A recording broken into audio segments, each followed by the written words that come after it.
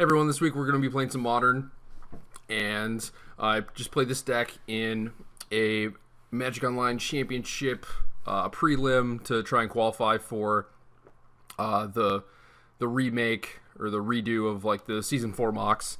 And I 6-0'd, so I qualified for the mocks, but did not actually end up playing with it. I elected to play a local IQ instead, and I don't know, just want to play some live Magic. And I figured I could just play Modern whenever.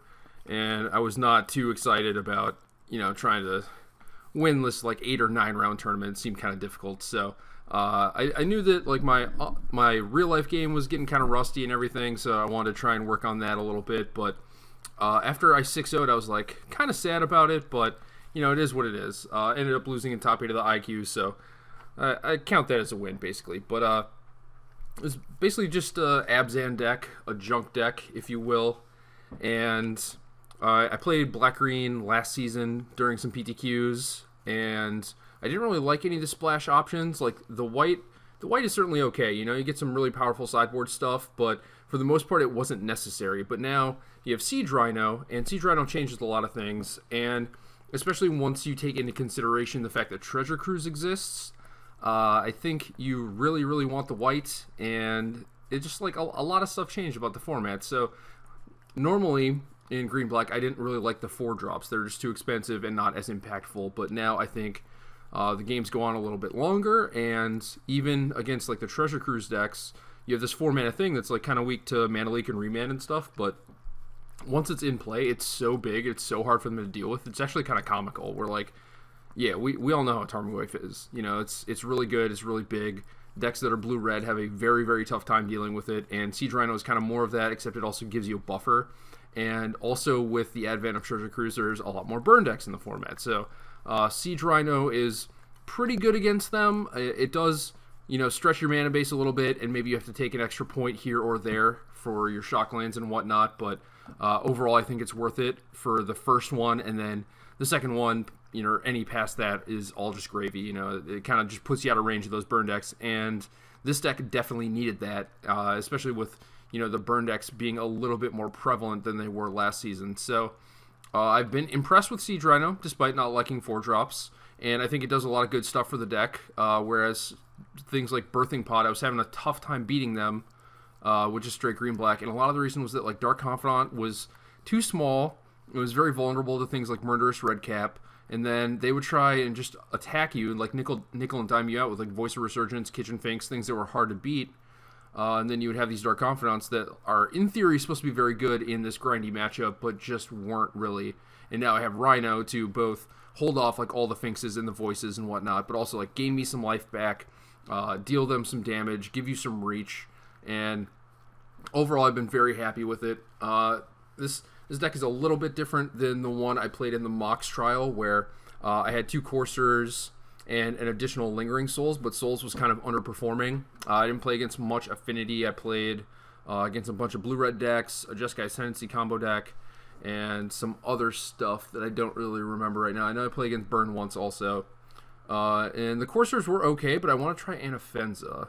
And this is just another big creature. It's hard for blue-red to deal with, and it's really good against Pod. And some other random graveyard decks, if there's like a dredge deck or whatever, there have been like some Gravecrawler decks popping up, and I think Anafenza is just, it's 3 mana for a 4/4. Like, that's pretty good. If, generally you don't attack with more than one creature at a time, but, that's just gravy on top of it. But I really wanted to try this just as an additional threat and as something to actually kind of hose Pod in the main deck. So we'll see how those go.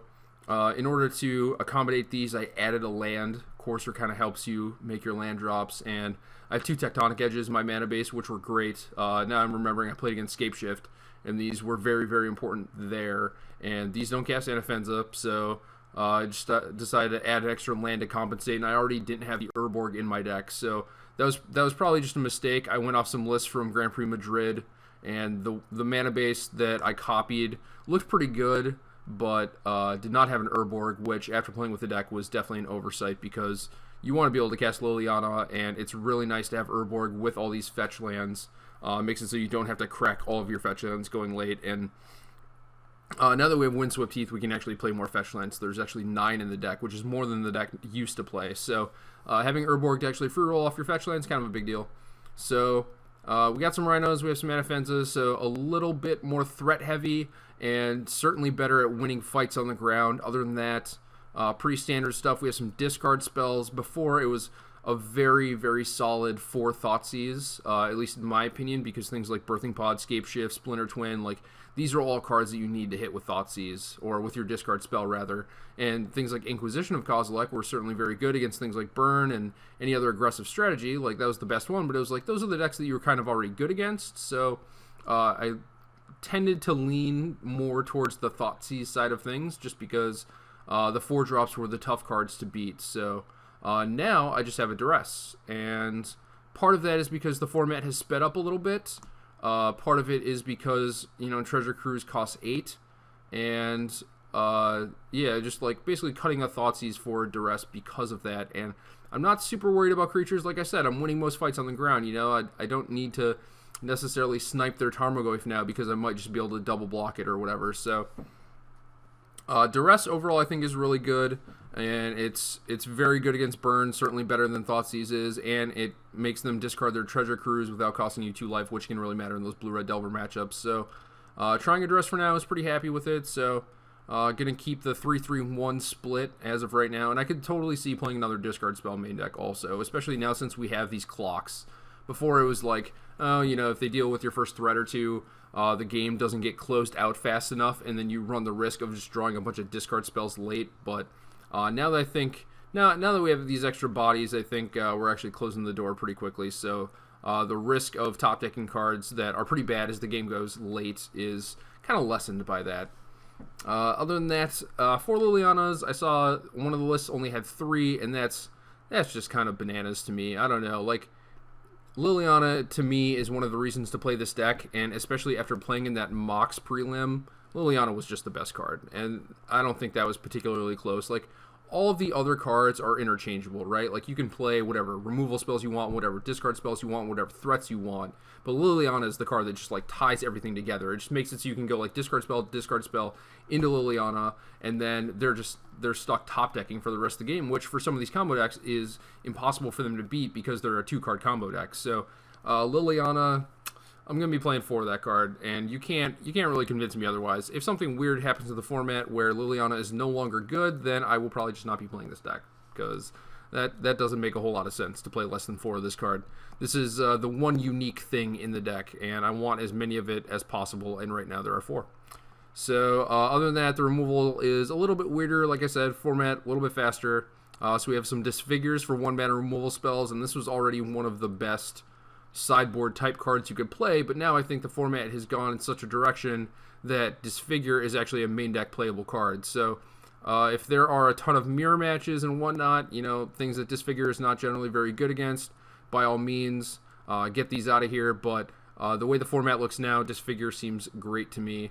And then, yeah, the souls were not great, so I shaved on one of them. I still have a Pulse, a Slaughter Pact. I'm playing a Murderous Cut, which is, it used to be like a Dismember, another Pact, and I think this is cheaper overall. And then I have a main deck Nile Spellbomb, and the mana base is pretty normal. I added a Stirring Wildwood over a Treetop Village, and the reach is relevant sometimes against things like Delver and Restoration Angel. And then for the sideboard, we have Timely Reinforcements for Burn, an additional copy of Lingering Souls for more grindy matchups. So any sort of blue control deck, any mirror match, these are pretty good against Affinity also. But I don't know, I'm not super happy about playing multiples of this card main deck. Stony Silence also for Affinity. I had a Creeping Corrosion as well, but I haven't actually played against Affinity. So maybe I actually need a Corrosion to go with these Stony Silences. Not sure, I haven't actually played against it. Another copy of Duress. Like, generally the decks where you want additional discard, it's because they have non-creature things, so I think Duress is fine. You could certainly have the 4 Thoughtseize here, but I like Duress. Bringing it in against Burn is very good, and you just want to lower your mana curve and have a bunch of 1-mana things to interact with them. Same deal with Disfigure. Another Nile Spellbomb, just kind of like hates on Treasure Cruise a little bit, and I think that's kind of necessary. Have some Fulminator Mages to kill non-basic lands, so decks like Tron, Scape Shift, and then occasionally you bring them in against control decks. They have Celestial Colonnade. And then we have Golgari Charm just for versatility, killing Young Pyromancer, killing any weirdo enchantments and whatnot. So yeah, that's about it. I like the deck a lot, and hopefully we can do pretty well.